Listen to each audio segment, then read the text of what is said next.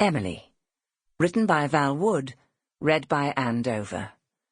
The moral right of the author has been asserted. Chapter 1. Leave me a dozen eggs in yon hen, and they can take little lass. The child stared, first at her mother who'd spoken, and then at the tall, thick-set youth who carried a square wicker basket with a speckled hen poking its beak over the top, and she knew that her future was being decided. The youth's eyebrows shot up and then down and then up again. "Nay, I can't. She said I had to fetch little lad." Her mother shook her head in the determined manner which the child knew so well.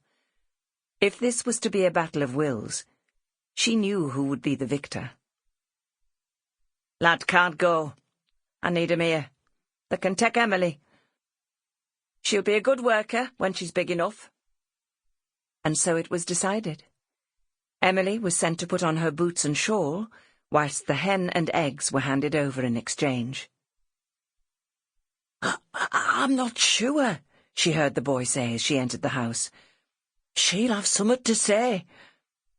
Her father was sitting in a chair by the fire, his head against the chair back, pale-faced, and his eyes half-closed.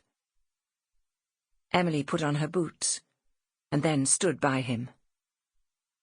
He gave a slight nod, and she lifted each foot in turn so that he might fasten up the laces, as he usually did, for she'd not yet mastered the art of tying them with knot and bow without them coming undone.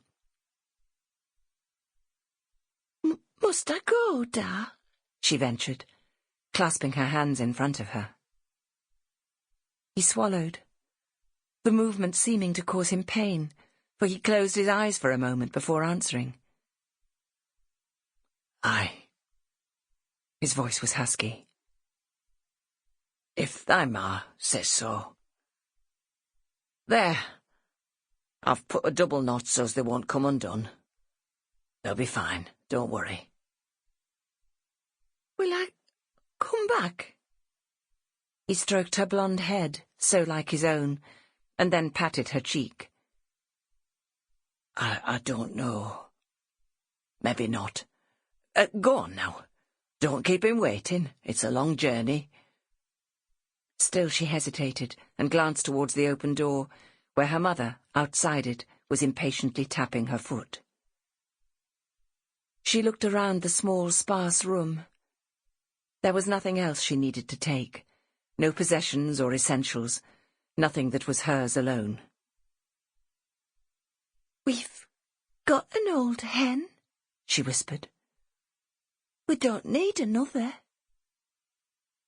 "Come and give the Da a kiss and get off." Her father drew her towards him, and she leaned and kissed his thin cheek. "Shall I see thee again, Da?" Her lip trembled as she spoke, and she kept her eyes on his, willing him to say yes. "Get off now, lass. Go on. Don't be asking questions that I can't answer." Her father, who had always known the answer to every question she ever asked, was reluctant to answer this one. She picked up her woolen shawl and walked slowly to the door, then looked back. Her father had his eyes closed again, and his cheeks were wet. "I could stay and look after thee, Da."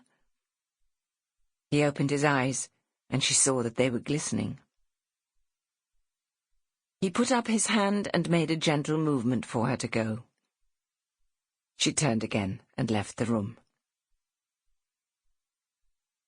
Her mother fussed in an unaccustomed manner, pinning her shawl and refastening the buttons on her dress. Then she gave her a little push. "Go with Sam now, and be a good lass.